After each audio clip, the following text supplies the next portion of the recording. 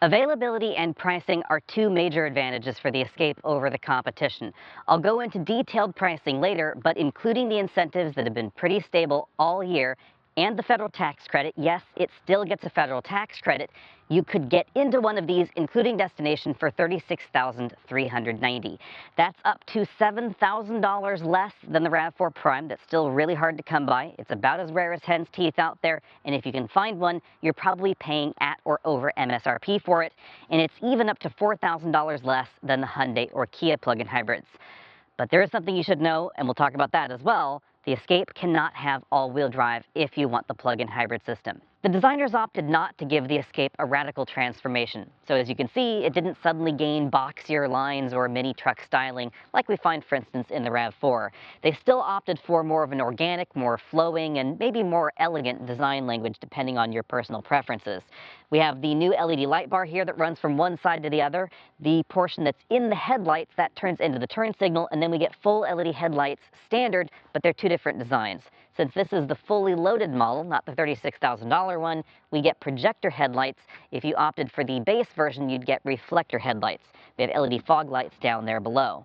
The flowing lines and the organic shapes combine to give us sort of an optical illusion. A lot of folks are surprised to hear that this is 7.5 inches longer than a Bronco Sport. It's 180.1 inches long, almost exactly the same size as a RAV4. It's only about 1.5 inches larger.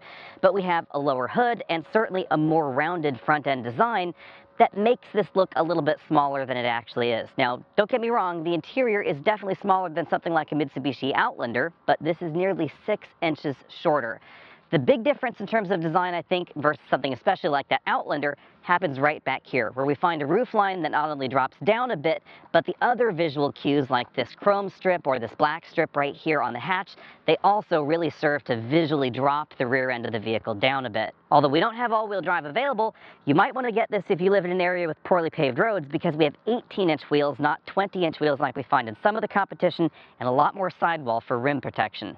Moving to the back, we find full LED taillights. You'll find the turn signal blinking over there on that side so you can see what it looks like. Rather unfortunately, they are red in the US, not amber like they are internationally. Down at the bottom of the bumper, we have something of an unusual touch for a plug-in hybrid, actual exhaust tips, and two of them at that. A lot of plug-in hybrid manufacturers, they really want to hide those under the bumper so that way they look more like an EV, but this looks exactly like the rest of the Escape lineup. At first glance, this hybrid system sounds an awful lot like the one in the RAV4, and at second glance and third glance, it looks even more similar. That's because Ford's in-house designed hybrid system shares the same core principles of operation as the hybrid synergy drive in the RAV4. I will let you guys Google, but basically decades ago, the two companies independently developed their hybrid systems. They ended up suing each other, and then they came to a cross-licensing arrangement over patents that settled the whole thing. This is not a Toyota transmission, but it operates in very much the same way. And what's interesting about it is that it's mechanically very simple and very novel, but actually a little bit tricky to explain. So I will let you guys all Google if you want to know exactly how it works. But in a nutshell, inside this transmission case, we have two motor generator units and a single gear set. That is all that's going on inside that transmission case. It is significantly simpler mechanically versus the Hyundai and Kia hybrid systems that use a traditional automatic transmission. This does not even have a reverse gear. If you want to go backwards, it simply spins one of the electric motors backwards, makes the whole car move in the opposite direction. The big thing about this kind of hybrid system is that you can effectively have an almost infinite number of ratios available between the engine and the front wheels. And even though we don't get 100% power flow mechanically from the engine to the front wheels, some goes electrically through those two motor generator units, the combination is incredibly efficient. And that's how this gets to 40 miles per gallon combined. But more importantly, at higher speeds, 75 or 80 miles an hour, or lower speeds in stop-and-go traffic, this is going to be more efficient, not just versus some of the plug-in hybrids out there, but also some of the regular hybrids, like a CR-V hybrid. And then on top of that, you're going to get 37 miles of electric range. The Escape is all about efficiency, not just gasoline efficiency, but also electric efficiency, because the battery is about 11 kilowatt hours usable. That's significantly smaller than the battery we find in the Outlander, but they go almost the exact same range. And that's because front-wheel drive, of course, here, no all-wheel drive available, and then the design of this motor generator unit system on this side is just really, really efficient. And thanks to that efficiency, it's not going to take as long to charge this as many of those bigger battery plug-in hybrids. Even though the onboard charger is not exactly swift, it's about 3.5 kilowatts as far as its output goes, you can charge this on 240 volts in just 3.3 hours. And if you only have access to a regular 110 volt outlet, it's only going to take about 10 to 11 hours to completely charge the battery. That means the average shopper doesn't have to worry about installing an expensive EVSE at home. If you buy one of these, you should just be able to plug it into your garage outlet, and by the time you wake up in the morning to go to work the next day, the battery should be completely charged. When it comes to the front seat score, I'm going to give this model 7 out of 10 points. I just wasn't able to find the most comfortable driving position for me, even after a week behind the wheel. I found that the seat bottom cushion is also just a little on the short side for my tastes. It results in less thigh support than we find in some of the competition. You should know that even in this top-end trim, we only have a two-way adjustable lumbar support, but on the other hand, we have a 3-position seat memory over there. So if, for instance, you have a teen in the house, you and your spouse and your child can all have their own memory settings. We have a tilt telescopic steering column with a pretty large range of motion, and I suspect that shorter drivers are going to find this to be a little bit more comfortable than taller drivers, mainly because of that thigh cushion extension. We do, however, have a ton of headroom, and the front seat tracks definitely move a decent amount rearward. Jumping into the back seat, probably the first thing I noticed is that the seat bottom cushion is a little bit closer to the ground than some of the competition. If you have kids in the back frequently, they might find this more comfortable, but if you have adults, again, similar problem to the front, we get less thigh support there. The other thing I noticed is that the stadium seating vibe is not quite as aggressive as some of the competitors, so even though these seats are higher off the ground than the front seats, they're not as much higher as we find in some. And that means that sometimes the rear passengers have to kind of look around to get a better view. But the rear bench is just about as accommodating as most. We have plenty of headroom back here. Even in the middle seat with this panoramic moonroof, I have maybe about an inch of headroom left. Scooting all the way over to the right side of the vehicle, this seat is all the way back in its tracks, and this seat is also in its most upright position. I still have maybe about 3/4 of an inch of headroom left. The large panoramic moonroof is kind of an optical illusion in here. Keep in mind that this is on the small side for the compact SUV segment, but this pane of glass is about average in terms of its size, so it makes the interior feel bigger and roomier than it otherwise would. It's definitely not a bad thing. The other thing you might notice back here is the front seat design. It's relatively thin. We do have kind of a wider ridge around the outside with these bolstered areas, and that means that if my knees are together, hold there like that, then I have maybe about 3 inches of legroom left, but on the outside, sitting more naturally, I only have maybe about 2 inches of legroom left, so not as much room as you'd find in some. When you look at that chart on the side of your screen, you might be scratching your head. But the important thing to remember is that not every car company measures legroom the exact same way. And Ford is one of the companies that seems to fudge the numbers just a little bit, or maybe I should say pushes the boundaries. It seems that they're measuring front seat room with the seat all the way back in its tracks, and then they're measuring rear seat legroom with the front seats in some other unknown position. That's how this gets to the bigger number, and that's also why I put an asterisk next to it, because it's difficult to compare this directly with some of the competition. This may look like it has a lot more room than a RAV4. In reality, it's actually much more similar to the RAV4. The relative dimensions of the Escape are important to keep in mind if you need to put child restraints in your vehicle. For instance, this rear-facing Kleck infant seat does not have the appropriate amount of room between the driver's seat, adjusted for me at 6 feet tall, and this child seat. I could do it. I could move the seat about 1.5 inches further forward and have that appropriate clearance, but it would be a tight squeeze, and you certainly are going to find more room in something like a Tucson or a Sportage or a Tiguan, etc. If you need to put larger rear-facing convertible seats in the back, that's going to be even trickier because there's just not enough room. The relative legroom figures really shouldn't be too surprising because, of course, this is on the small side of the compact SUV segment, and Ford really wanted to give us a big cargo area in the back. If you get the non-hybrid version, then you get 37.5 cubic feet of storage back here. If you get the hybrid or the plug-in hybrid, it drops down to 34.4. But it is still nice and large and relatively vertical. Now, you do have to scoot roller bags like this back to about there in order for the hatch to close, because we do get that aggressively raked opening versus some of the more upright options like the CR-V, but there's still a ton of room back here. And if I get the bag out of the way, we find something somewhat surprising for a plug-in hybrid. We have an actual spare tire under the floor. Now, admittedly, it's a temporary spare tire, but this is one of the very few plug-in hybrids of any description available in the US, with a spare tire. Of course, the RAV4 Prime gives you one as well. As we look around the interior, keep in mind that this particular Escape plug-in hybrid has about $5,000 on it. So even though the plug-in hybrid is basically the top-end trim, there's still things that you can add. Up here we have a sunglass holder, the controls for the large panoramic moonroof, and the powered shade. We have sliding sun visors.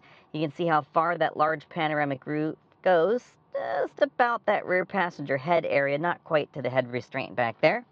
Up here we have two-way adjustable headrests and two-way adjustable shoulder belts for the driver and front passenger, and there's a better look at that seat design. From the side profile, it doesn't look quite as thin as they really are because of the way these shoulder bolsters are designed to help give it a little bit of a thicker look, but the seats are on the thin side for this segment. These seats offer just heating, no ventilation on this particular model. Moving down there, you'll notice we have relatively aggressive side bolsters, but pretty flat seat bottom cushions, so I don't think larger drivers or passengers should have any problem with these seats. This interior is definitely very, very dark, so I apologize. Sometimes it's a bit difficult to show the details in these really monochromatic interiors. We have imitation metal trim right there on the doors, soft touch materials on the entire upper section. This kind of has the illusion of being multiple pieces of material, but it's just one injection molded component there. Kind of flat black plastic trim around those window switches. I do think the interior is a little bit dressier in something like the Outlander or the RAV4. If nothing else, just because of the color palette. This interior definitely is very dark, but then there are a few materials that I think could be improved, most notably around that window switch right there. Now moving over to the dashboard, we have an injection molded upper section there, more of that imitation metal trim running across the dashboard, soft touch plastics in the midsection, and then harder plastics lower. We have a big, big bin-style glove compartment. I had no problem fitting a big tablet computer inside. Speaking of tablet computers, up here on the dashboard we have a just over 13-inch touchscreen LCD, and as you can see, it is running the latest version of Ford's Sync operating system with almost full-screen CarPlay. You can shrink it down and get a little widget sidebar there on the side, or you can expand it out to use the whole screen. Now, I say this is the most recent version of Sync. It's not the most recent version of Ford's infotainment software.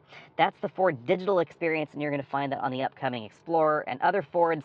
This is basically end of the design road for Sync. Drive modes are in the software here. I do think that's a little bit convoluted because there's no direct access button for the drive modes if you wanted to go between Auto EV or EV Now, etc. There's also a charge mode if you're interested in, and then of course you can get things like your charge settings, the power flow for the hybrid system there, etc.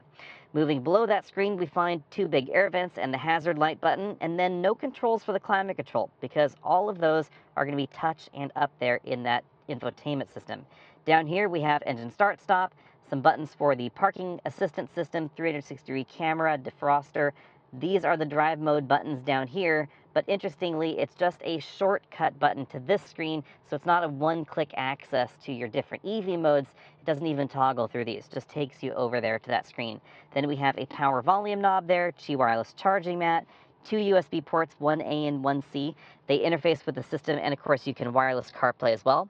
Fortunately, no shiny black plastics are going on here in the center console. Instead, we have sort of a stripey effect plastic there. That's going to show scratches a lot less than the shiny plastic right there around those button modules. We have a rotary shifter here. I find that actually pretty easy to use. Park is over there rather than the button in the middle, and then low is that button in the middle. I kind of wish that was reversed with park being the button. Here we have our electric parking brake, auto brake hold, two really big cup holders right there, padded center armrest with a reasonable amount of storage underneath that.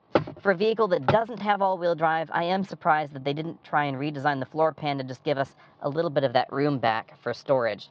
Moving over to the driver's side, we have a heads-up display of sorts. This is one of those ones where a little piece of plastic pops out of the dashboard. It doesn't look as good or function as well as the systems that project on the windshield, but it is a little bit cheaper. Here we have a full-color LCD instrument cluster. You can see right now it's in its COM mode. There are a bunch of different views. For instance, if I want to go to status information, we can see our battery state of charge right there. You can get a view where we have our power charge gauge over here. And you also have the option, if I can find it through here in display setup, to adjust the gauge dial to be more of a classic gauge look. See, with that little dial there. I do kind of like that look a little bit more. Moving out from there, we have a pretty typical Ford steering wheel. Controls for the adaptive cruise control over here on this side, along with volume up, down. On this side, we have track forward, backward, and the menu buttons, of course, for that LCD cluster. You'll notice we don't have Blue Cruise here, but we do have Ford's lane centering system. All right, it's time to get the Escape plug-in hybrid out on the road. Probably the first thing you're going to notice is that it's pretty easy to stay in EV-only mode. And if you are going to stay in that mode, 0 to 60 takes about 10.5 seconds. If you enable hybrid mode, then it's 7.7 seconds, significantly faster. And you can do that one of two ways, obviously through those drive mode settings there, or if you floor it, I'll just go ahead and slow down here and then floor it again. If you floor it, this little message there says press OK to enable engine, press that button, then I get all 210 horsepower. Now, 7.7 seconds is nothing to sneeze at, but it's also not as fast as some of the competition. The Outlander plug-in hybrid, 6.8 seconds. The RAV4 Prime, 5.7 seconds. That RAV4 Prime is definitely very, very quick. Although, in EV mode, neither of these is going to be overly swift. They're all right around the same 0 to 60 time. Keep in mind that this is the lightest in this trio that I'm talking about here, and that's part of why the 60 to 0 stopping distance is relatively short, just 120 feet for this model. It took the RAV4 Prime 132 feet to stop from 60 miles an hour, and the Outlander 129. Keep in mind the Outlander has pretty wide tires, 255 with tires on that model. And that's because, of course, the Outlander is the heaviest at around 4,600 pounds. This is 3,900 pounds. It's a significant 700 pounds lighter, and the RAV4 Prime kind of splits the difference at around 4,300 pounds. And you will certainly notice the weight difference in this versus those competitors. When you're on your favorite winding mountain road like this feels more like a regular hybrid model. Yes, it's going to be heavier. Yes, the weight balance is going to be a little bit different, and it's not going to have all-wheel drive, but this is going to feel more like a regular Escape than Outlander plug-in hybrid versus regular Outlander. And as far as handling sharpness goes, I think they did a pretty decent job. The steering is really nicely weighted, has nice turn in. It doesn't feel like the rear end is overly heavy. That's definitely something that I've noticed both in the RAV4 Prime and in the Outlander, obviously more pronounced in the Outlander with the extra weight. And it allows this suspension to be, I would say, just better focused at on-road driving. This has a slightly more engaging feel to it, really nicely balanced, nicely settled in the corners as well. Back out on the paved road at 50 miles an hour, I measured 70.5 decibels in here. That is a little bit quieter than some of the competition, although obviously those cabin noise scores go up if the gasoline engine is on. However, if I move over to this auto EV mode, you will notice that the 2.5-liter engine sounds just a tiny bit more refined, I would say, than what we find in the RAV4, and there is just a little bit more sound deadening in the firewall area of the vehicle. So we get a little bit less of that engine gruff sound coming into the cabin. Now, when it comes to fuel economy, that is truly where this shines. We spent the first part of the week driving this just as a hybrid, not charging it at all, and then the second half of the week charging it every day whenever we could. The first half of the week, we averaged 43 miles per gallon. That is shockingly good, considering the EPA average is at a relatively low speed and doesn't include any hill driving, and I go up and over a 2,200-foot mountain pass every day. I suspect that the reason this gets such good fuel economy on my daily commute is that mountain pass, to be specific. It's because this can keep regenerating power all the way down the hill, and a regular hybrid, its battery would become full before I had even gotten about a quarter of the way down. Equally as impressive is EV mode efficiency. I've been averaging 3.4 miles per kilowatt hour, again including that 2,200-foot mountain pass. And that means that this approximately 11 kilowatt hour battery could really get you 35 miles or so of electric range. Depending on the exact terrain, this system will of course have to give up and revert to hybrid mode as you start really draining that battery down. So this had no problem climbing up the hill on the way to work, where I started with a full battery, but coming from work back home where I started up that hill and the battery was maybe at around 45% state of charge or so, by the time I got most of the way up the hill, there just wasn't enough oomph left for it to actually put out maximum power from the battery and stay in EV mode. So right at the crest of the hill, it basically switched over to hybrid mode, but we see the exact same thing in something like the Mitsubishi Outlander. The RAV4 Prime, on the other hand, is one of a very limited number of EVs where if you treat it gently, it is possible for it to stay in its EV mode all the way home, but you do have to be gentle on the throttle. There were times in that model where just a little bit too much throttle going uphill, and the system would have to go to hybrid mode just for preservation of the battery pack, cooling, etc.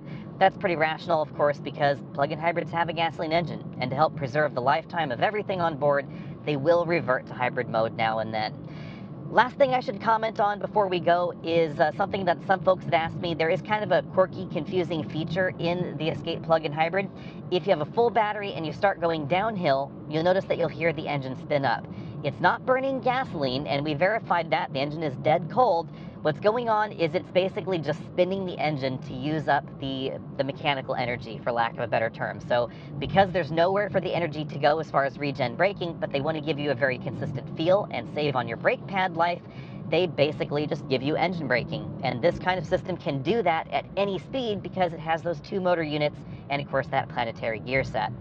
Let's take a deep dive into pricing and talk about exactly how the Escape stacks up against their competition now. You'll notice if you look at your screen that the Escape is not at the bottom of this segment price-wise, except that it actually is, because the Escape is the only one here that's going to get a $3,750 tax credit point of sale on every purchase. In addition to that, Ford typically has $1,000 to $2,000 on the hood, meaning that this could be about $2,000 less expensive than the Hyundai or the Kia, which are the less expensive options here. Although, keep in mind, the Ford does not have all-wheel drive, so that is going to eat into some of that value proposition, I guess you could say, depending on exactly whether you want or need all-wheel drive, that is. But before we get into that, let's get into the RAV4 Prime, because this is probably the benchmark in this segment, and I would argue its toughest competitor. The design of the hybrid system is very similar, so they're going to feel quite like one another out on the road until you fully floor that accelerator pedal, and if you do, it's going to be a lot faster in the RAV4 Prime. That surprised a lot of folks, because people had expected Toyota to take kind of a conservative route when designing the RAV4 Prime. Maybe make it, 220 horsepower, something like that. Instead, they dialed the knob all the way up to 11, gave it over 300 horsepower, and made it one of the fastest Toyota vehicles they have ever shipped to North America. And not only that, but it also gets 40 miles per gallon and about 40 miles of electric range. So excellent electric range. We get all-wheel drive. We also get fantastic reliability in the RAV4 Prime. A lot of that does apply to the Escape as well. The Escape has actually done fairly well when it comes to reliability. We get even better fuel economy, but we don't get all-wheel drive. Design-wise, I think the RAV4 Prime also looks fantastic. I think it's the best-looking plug-in hybrid in this segment. On the downside, it's also the most expensive, going over $52,000 if you want one that's fully loaded. Also keep in mind that the faster AC charger is optional in the RAV4 Prime, so it's going to take a little bit longer to charge the battery if you want the base version. And then lastly, the RAV4 Prime is incredibly difficult to find, I think because it's such an attractive proposition. If you want a RAV4 Prime, there are wait lists at pretty much every Toyota dealer out there, and if there isn't a wait list, you should expect to pay over MSRP. So the RAV4 Prime, in reality, is going to maybe be about $2,000 to $3,000 more than we're talking about here. So it could be up to $55,000, $56,000 for a fully loaded model, depending on exactly where you are in the United States. And that's why I think our next competitor here has been doing relatively well in the US. That's the Mitsubishi Outlander plug-in hybrid. We actually just sold our long-term Mitsubishi Outlander PHEV. We had it for about 13 months. And, the Mitsubishi, it's a perfectly fine plug-in hybrid. There are certainly pros and cons, and I'm the most conflicted about the Mitsubishi, to be perfectly honest, because it has some things that I really love. I love the fact that it has the emergency third row. I love the fact that when the third row is folded, it has a huge cargo area. It's also very comfortable. It has an attractive interior, especially if you get the lighter interior colors. But the exterior, it's not quite everybody's cup of tea. It has the novelty of being the only entry in this segment that's DC fast chargeable, although it uses a CHAdeMO connector, which is not as easy to find out in the wild. You'll find them mainly in urban areas.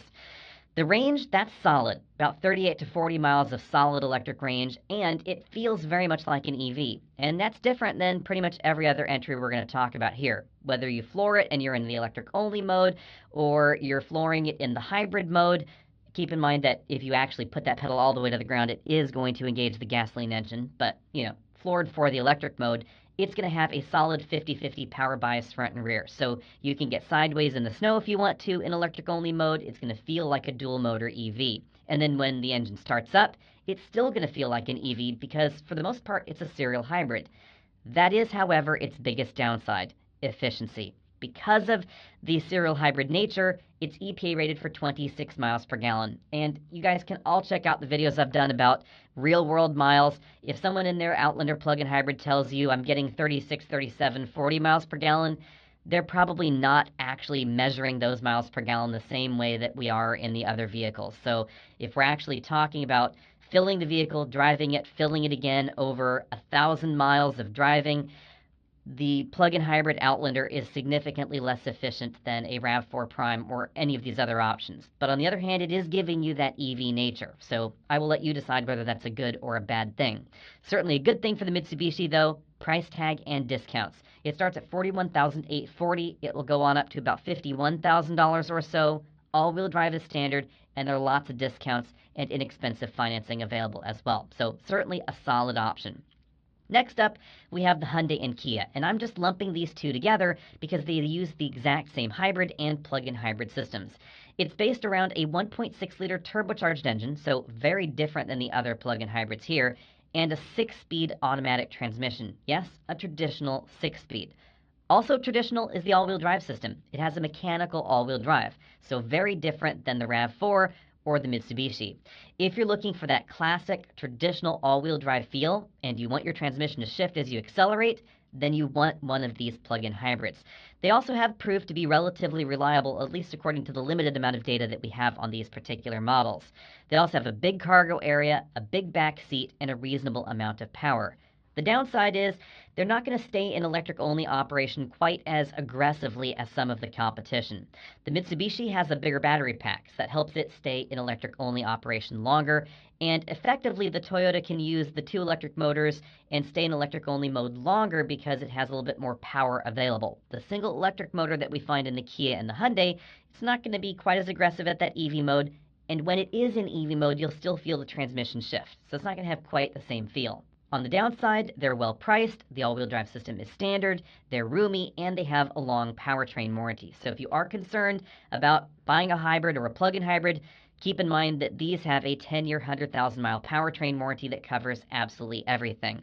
There is a long battery warranty on most plug-in hybrids and, of course, full EVs in the US, but that's covering mostly just the battery systems. On the Kia and the Hyundai side, the powertrain warranty covers the entire plug-in hybrid system, so that is definitely something to keep in mind. For me, at least on the downside, is the styling of both the Hyundai and the Kia. Not exactly my cup of tea on either of these models. I think that I prefer the styling again on the RAV4 the most, and I do like the flowing lines that we have in the Escape. It's a very different vibe versus the edgier, harder styling that we find on the others, but I think it's still pleasing to the eye. Bottom line on the Escape plug-in hybrid, the low price tag, the tax credits, and of course the discounts give the Escape plug-in a solid value proposition that we don't find in the competition. Now, again, if you're leasing your vehicle, then just pay attention to the lease rate. Don't worry about the discounts or whether the tax credit is included. It just doesn't matter. Pay attention to what you are paying monthly and what that deposit is on the lease. That's the critical thing. If, on the other hand, like most of the shoppers in this segment, you are buying your plug-in hybrid, I would say first decide how badly you really want or need all-wheel drive, and if you decide you don't and you want better efficiency and longer range and a lower price tag, then really give that Escape plug-in hybrid a really long look, because all those things together make it a strong value in this segment. And the rumor mill is that the Escape may not live that much longer in the US. If it doesn't, you may even find a better deal if you're watching this video, a few months to a year after I have filmed this, because you may find even better deals out there on it. And of course, if you're shopping for something that has a long lead time or there are dealer markups on them, I would certainly go towards the Ford dealer and just at least give it a look. It's worth at least checking it out. Let me know what you think about that down there in the comment section below. Find us over at Facebook, Twitter, Instagram, X, blah, blah, blah. I'll see all of you next week.